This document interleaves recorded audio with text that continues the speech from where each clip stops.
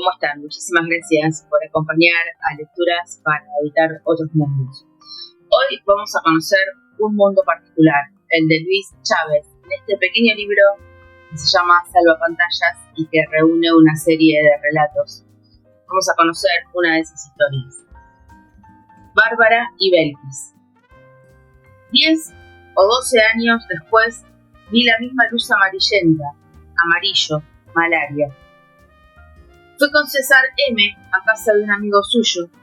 Andábamos en la calle un 24 de diciembre, en lugar de estar cenando en familia, como dicta la televisión. Entramos a un espacio que nadie llamaría comedor, aunque tuviera, plantada en el centro, una mesa rectangular rodeada de 6 sillas. Madera oscura. 2 sillas en cada lado largo, una silla en cada lado corto. Fuera de esas piezas de mobiliario, la casa parecía no haber más cosas que estuches de guitarras recostados contra la pared, cables, amplificadores, pedestales de micrófonos, discos compactos en caja. Era la casa de Adrián Póveda, autor de uno de los epígrafes de este libro. Bastó verlos saludarse para entender que César y Adrián eran hermanos, que allí había una amistad con muchas horas de vuelo. Salimos, y después de unas horas, me parecían hemisferio derecho y hemisferio izquierdo del mismo cerebro. Como los anillos de los gemelos fantásticos cuando se unían.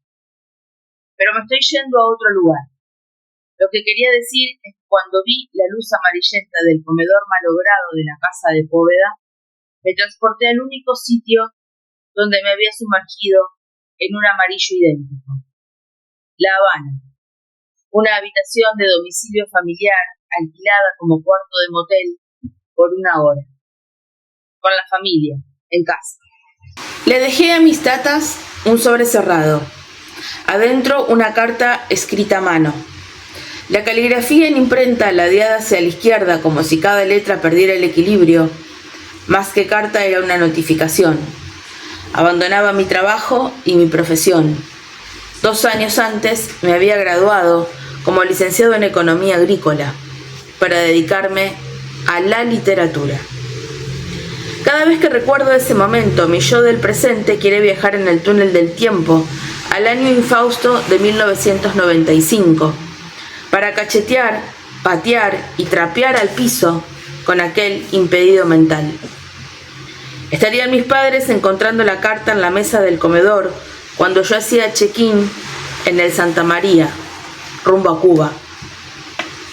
Entre todas las decisiones poco felices de ese año, y si bien por las razones equivocadas, tuve la buena idea de gastarme los ahorros que me quedaban en un boleto a La Habana. El viaje lo hice con mi amigo Javier, que también daba un golpe de timón a su vida. Ahora suena un poco ridículo, pero para la Costa Rica conservadora, apostólica y romana de entonces, solo los revoltosos, parias o filoterroristas elegían ese destino. ¿Por qué no van a Cancún, a Orlando? Nos fuimos a mitad de diciembre del 95 y regresamos a fines de enero del 96. De la vida de licenciado solo me quedaban los anteojos. A Cuba llegué con pelo largo, chancletas de cuero y camisa, faja y bolso de tejidos andino guatemaltecos, con lo que parecía un indígena becado por la educación superior pública. Javier no era tan débil de carácter en las fotos. Está igualito que ahora, salvo que había cabello rubio, donde hoy brilla una calva. Llegamos a La Habana con una dirección escrita a lapicero rojo en el embés de una tarjeta de presentación que decía mi nombre subrayado por el título de economista agrícola. Las amigas gemelas y cubanas de una amiga en común, de paso por San José, en su éxodo hacia Miami, ofrecieron la casa de sus padres, un hospedaje pagado y clandestino, moneda común por aquellos años. Alguna historia había de Javier ligándose a una primero y la semana siguiente a la otra. A esta altura no recuerdo si olvidé los detalles o si nunca lo supe. Antonia y Antonio, los padres de las cubanas, nos hospedaron en su domicilio en El Vedado. Teníamos un cuarto con baño para nosotros. El resto de la casa lo dimos por asumido. Eran áreas comunes. Pagamos en dólares por las 6 semanas que íbamos a quedarnos en la isla. A diferencia de buena parte del barrio, Antonia y Antonio tenían el jardín frontal bien cuidado. Se notaba el trabajo de tijeras dándole la forma a la vegetación, manteniéndola a raya, civilizándola. Lo mismo la casa, avejentada pero todavía firme.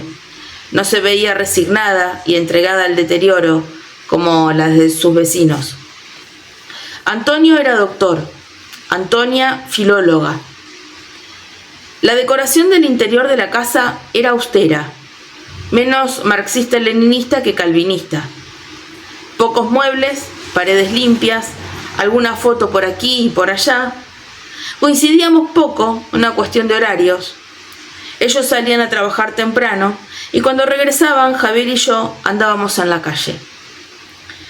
La primera vez que pudimos hablar por más de 10 minutos, un desayuno largo, dominical, Antonia trajo una de las 2 fotos blanco y negro que colgaban de la pared de la sala para mostrarnos a sus hijas cuando eran criaturas de brazos.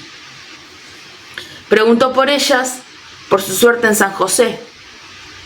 Dejé a Javier contestar primero porque yo las había visto no más de un par de veces y segundo porque no podía borrarme la imagen blanco y negro de las gemelas y Javier en un trío. Algo en la forma de revolver el azúcar en el café, en el hablar sereno y pausado de ambos, decía que no la estaban pasando bien. Al fondo de la sala se abrió un pasillo, que por mal iluminado no dejaba adivinar su extensión. En el extremo del pasillo estaba el cuarto matrimonial, una habitación al final de un misterio. Sus hijas, no cabía duda, se habían ido para no volver. Tal vez eso era parte de la decepción. Tal vez era otra cosa, o la suma de muchas. Nunca lo sabremos.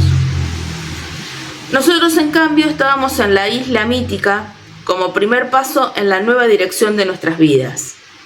Nos considerábamos viajeros, jamás turistas.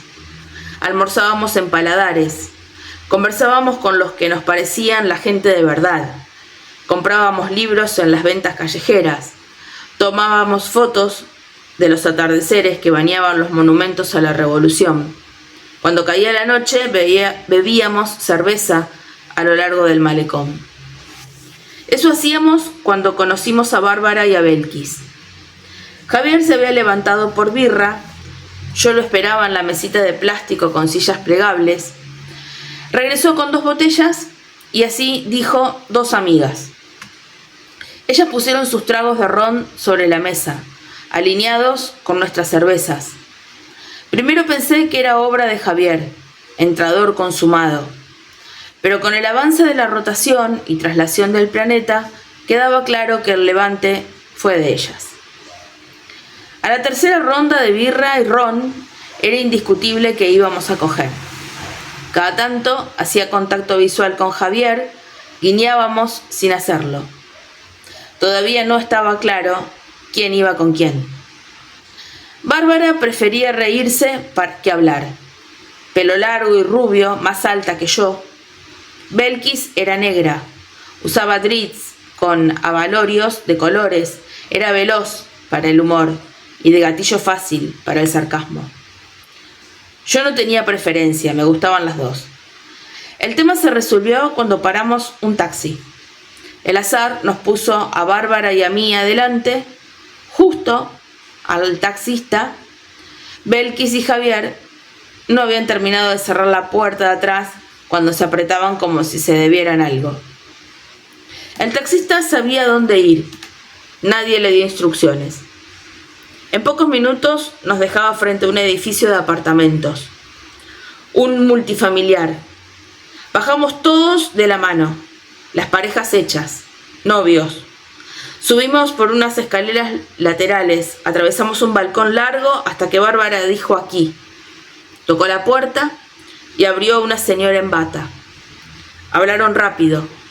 La señora cerró la puerta para abrirla de nuevo en un par de minutos. Entramos. Es esta la casa de la luz amarillenta, el mismo tono que vería 10 o 12 años después en la casa de Póveda. Un joven sentado en el piso veía tele. No se molestó en mirar quién entraba. En el sofá dormían 2 niños, las cabezas en los extremos opuestos. La señora de la bata nos señaló 2 puertas. Belkis y Javier se apresuraron hacia la primera. Con Bárbara entré a un cuarto oscuro. La ventana abierta daba a un parque con árboles. Buscamos la cama casi a tientas. Todavía no se ajustaban las pupilas a la oscuridad. Cogimos en una cama single de resortes. Recuerdo la silueta de Bárbara encima mío, rebotando, una sombra con volumen y peso. En la pared, a su espalda, vi pósters de beisbolistas. Terminamos y fumamos sin hablar. Entraba el ruido del televisor y el chirrido metálico del sexo de Belkis y Javier. Me levanté para ver de cerca los pósters. En una cómoda había fotos de familia, el dueño del cuarto en diferentes momentos de su vida. Chingo. Me inclinaba con un encendedor para ver detalles de las fotografías. Bárbara, también desnuda, se incorporó para ver las fotos. La abracé por la cintura, la espalda de los dos empapada en sudor. La abracé como si no fuéramos 2 extraños husmeando fragmentos de la vida de otros extraños. La brisa que entraba por la ventana venía de rozar las hojas de los árboles del parque. En ese momento fuimos una forma primitiva, inalterada del amor. No usamos condón. Nos seguimos viendo. Todos los días, Bárbara y Belkis trabajaban en un barco que llevaba turistas por un recorrido a lo largo del malecón. El Valhalla, una invocación tardía a salones de Odín. Salimos con ellas antes de que entraran al turno laboral, helado en Copelia o así, y las esperábamos hasta que terminaran. Una noche, dedicados al ron en la vía pública, cerca del Castillo del Morro, alguno de los dos hizo esta pregunta. Digamos que fue Javier. ¿Y les gusta Silvio Rodríguez? Bárbara y Belkis se miraron antes de contestar. Arquearon las cejas, contuvieron la risa o una arcada. No sé qué era peor. Esa es música para intelectuales, dijo Belkis. Nosotras bailamos, tiró para cerrar. Como si fuera una misión educativa, esa misma noche nos llevaron a un bar del que una cuadra antes de llegar se veía salir vapor humano y el retumbo de un son termonuclear. Javier, como buen ligador, era un bailarín notable. Bárbara dedicó tiempo y empeño para suavizar mi técnica primaria, sumarle un mínimo de creatividad. Acompañados por las chicas, Javier y yo convertimos en habitués de bares bailables. Aprendimos coros de canciones de los Bam Bam, Iraquere, los muñequitos de Matanzas y de Manolín, el médico de la salsa. A la casa de Antonia y Antonio íbamos por cambios de ropa. En términos prácticos, nos habíamos mudado al barco con ellas. A nadie le pareció raro, nadie nos pidió nada, ni el capitán, ni los de la tripulación. De pronto había 2 maes más en el Valhalla, compartiendo comidas, usando los baños, fumando en cubierta. Con la misma naturalidad con la que nos aceptaron, empezamos a cooperar con las labores de aseo y ornato. Trapeábamos, lavábamos platos, tendíamos camas. Bárbara y Belkis nos andaban por las ramas. Todo bien el intercambio cultural, la curiosidad antropológica, pero aquí se viene a cingar, a sacarle brillo a la perilla. Con Javier entendimos rápidamente que había un horario, al despertar, después del almuerzo y al final de cada noche de trabajo. Algún manoseo entre comidas, si era posible, es decir, si alcanzaba el flujo sanguíneo, se cumplía. El capitán era un tipo delgado, fibroso, bigote denso y canoso, siempre con un popular encendido entre índice y dedo medio. Bajábamos Javier y yo al espacio común de la cocina en la mañana y sin voltear a vernos preguntaba lo mismo. ¿Se pusieron la careta de pelos? Y seguían lo suyo. Hablaba rápido y con acento pesado. Eso que decía no sonaba una sola palabra, como la sintaxis de una mutación del idioma alemán. Un alemán insular y subdesarrollado.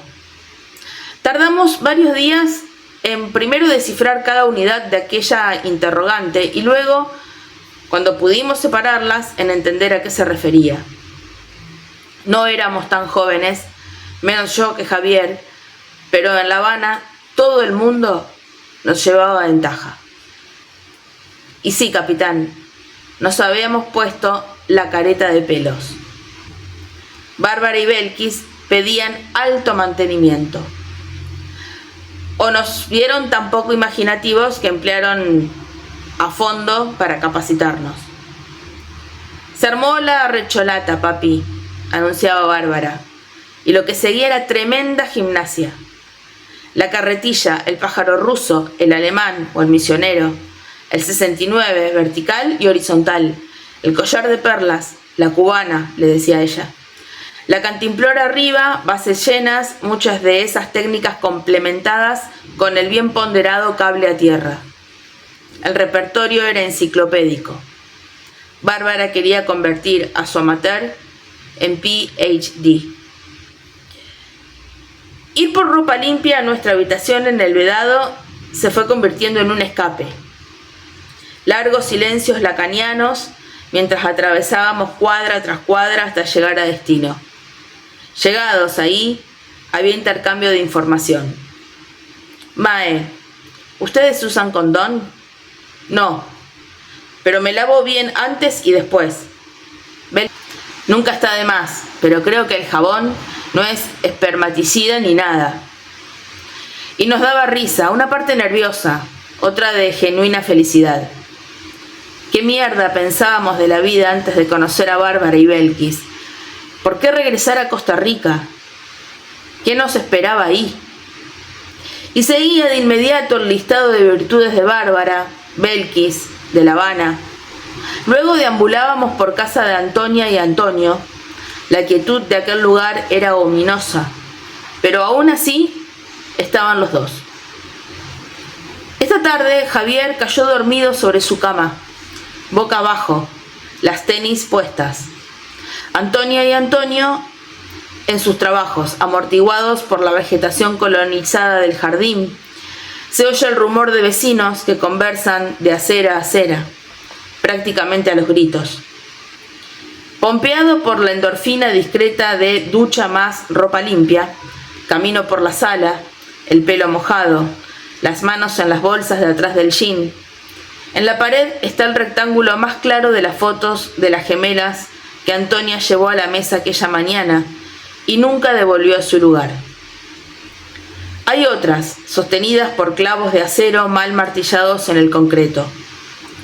No hay simetría ni orden cronológico. Las gemelas pequeñas con vestido de fiesta.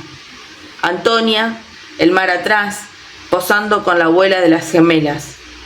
Antonia y Antonia tumbadas en un jardín, las manos protegiéndolos del sol. Termino con la farsa de mi interés por las fotos de la sala y en rumbo hacia el pasillo del fondo. En el umbral me detengo por un par de segundos, haciendo foco en la oscuridad. Lo cruzo, empujo la puerta entreabierta de la habitación matrimonial. Esta es otra capa de oscuridad.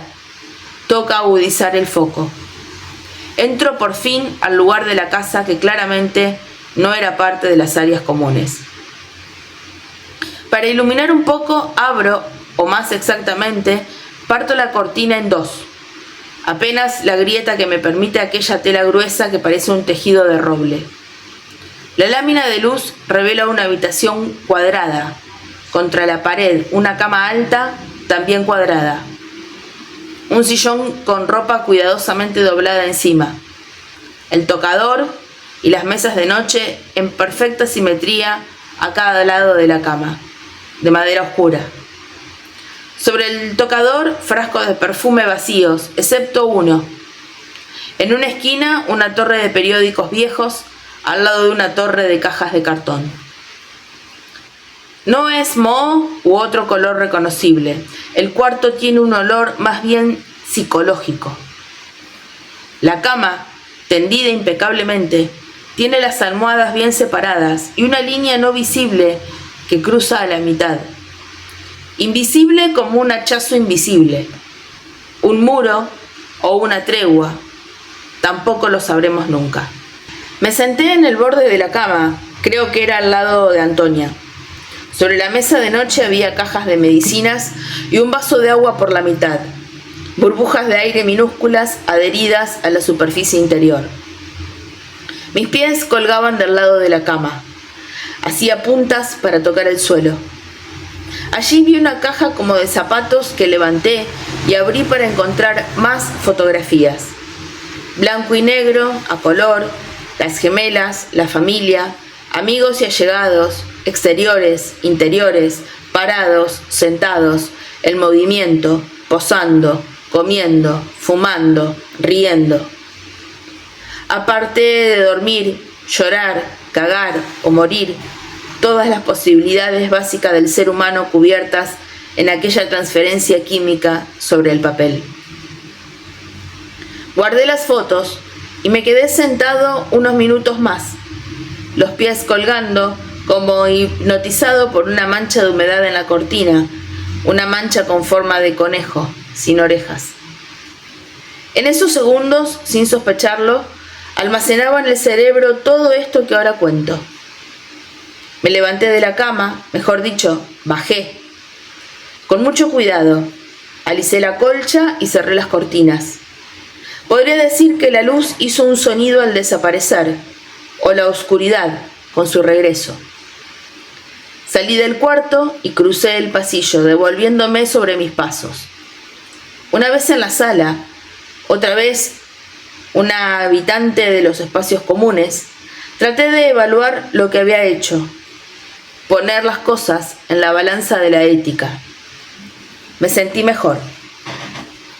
Pasaban los días, se agrupaban en semanas.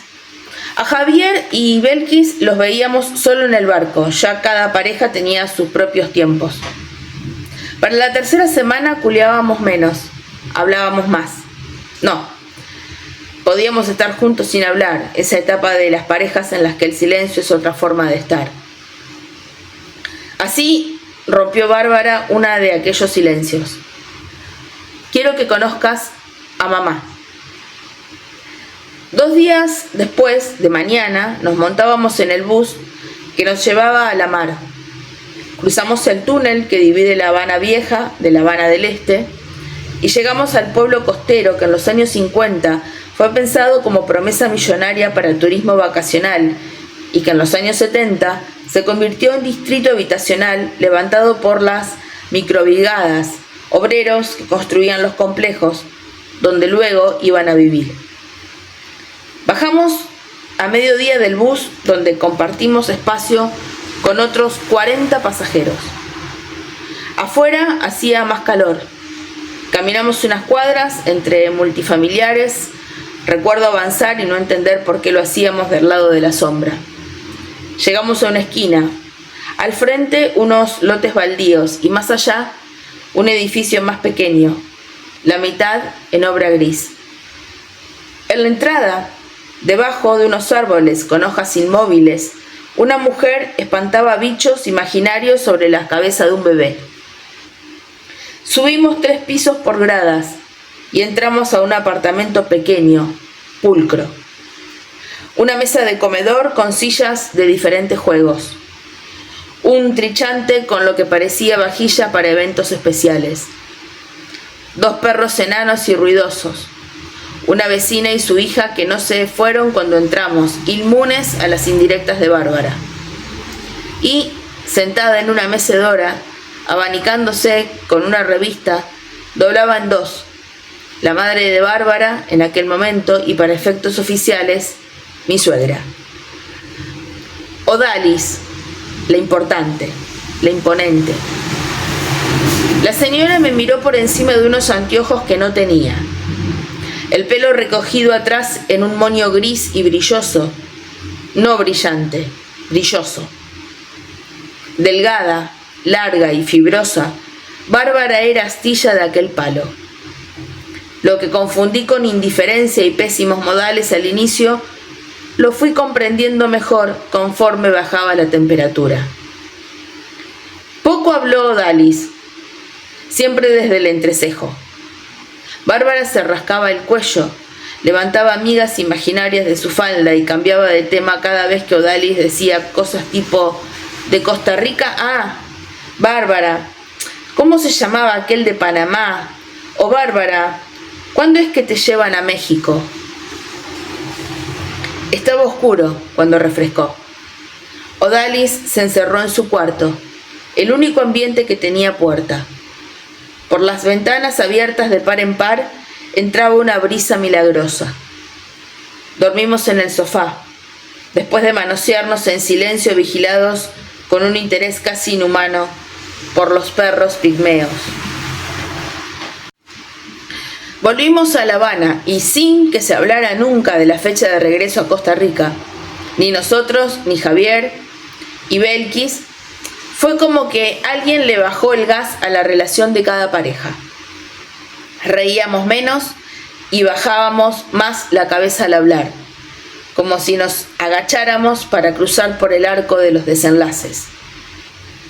La ola de calor que se instaló en La Habana para aquel cambio de año tampoco ayudó. Sudábamos en el descampado y en la sombra.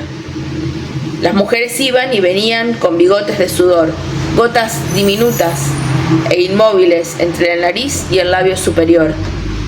Día y noche. En el barco el olor marinero dejó de ser un dicho. Dormíamos más en casa de Antonio y Antonia, y ni siquiera entre nosotros hacíamos mención a lo que iba a suceder en pocos días. Con ellos íbamos a cenar juntos la noche antes del viaje de vuelta a San José. Una velada cálida, esta vez sin fotos. Tenían curiosidad por nuestra opinión sobre Cuba.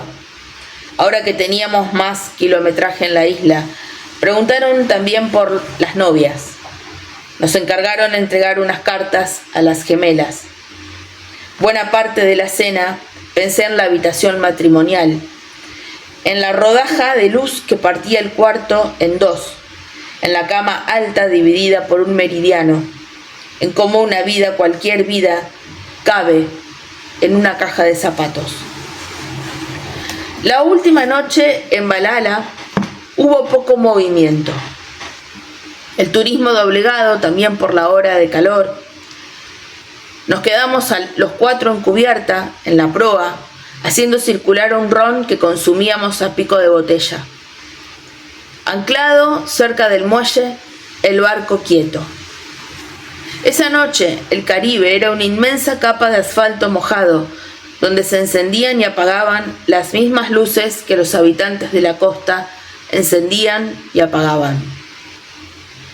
Amanecimos ahí, abrazados, horizontales sobre la madera del Balala, con ropa hecha bollo a manera de almohadas. La cúpula del cielo parecía moverse hacia atrás, alejarse en el espacio.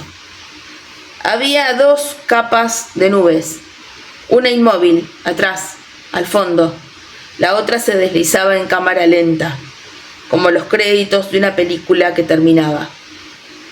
Ni un pájaro. Lo demás es borroso, como si hubiera atomizado una neblina en zona de la memoria. Hay apenas imágenes brevísimas. Mi cabeza hundida mitad en el hombro, mitad en el pelo rubio de Bárbara, mientras nos despedíamos. Javier escribiendo algo en la palma de la mano de Belkis. Una caminata infame, cargando mochilas, castigados por el sol. Y poco más. Monte es la banda de Adrián Póveda. Le había perdido el rastro desde aquella habitación amarilla hasta que escuché el primer álbum de su grupo en 2011. Todo reducido a voz, batería y guitarra eléctrica, mejor dicho, todo amplificado a voz, batería y guitarra eléctrica. Un rock despojado, ríspido, primordial. Por más de un año repetí mentalmente, al escuchar la canción Ulises, o recordarla mientras iba de un lugar a otro, esta frase: tu cariño me obliga a estar de pie. Luego, mucho tiempo después, me enteré de que la canción escrita por Adrián dice: tu cariño te obliga a estar de pie. Volvimos a San José. Dimos golpe de timón a la vida de cada uno, no sin resistencia de parte de las familias. Todo lo fue acomodando el paso de las semanas, los meses, los años. No lo sé con exactitud, pero digamos que año y medio después, una tarde de domingo, mientras visitaba a mis padres para almorzar, mamá dice: te llamaron de Cuba 3 veces esta semana. Una tal Bárbara. Me quedé mudo. Dijo que le urge, continuó, una carta para viajar. No había dejado número donde contactarla y tampoco volvió a llamar, de modo que eso fue lo último que supe de ella. Las gemelas no estaban en Costa Rica cuando regresamos y Javier devolvió las cartas por correo a Antonio y Antonia. Termino de escribir esto que le debía a varias personas. Es tarde y hubiera querido hacerlo mejor, pero es lo que hay. Entra por la ventana la misma brisa milagrosa que venía de rozar las hojas de los árboles de aquel parque. Estamos de pie. Eso quiero creer. Este es el relato de Luis Chávez, llamado Bárbara y Belkis, que se encuentra en este librito, Salvapantallas. Gracias y nos vemos la próxima.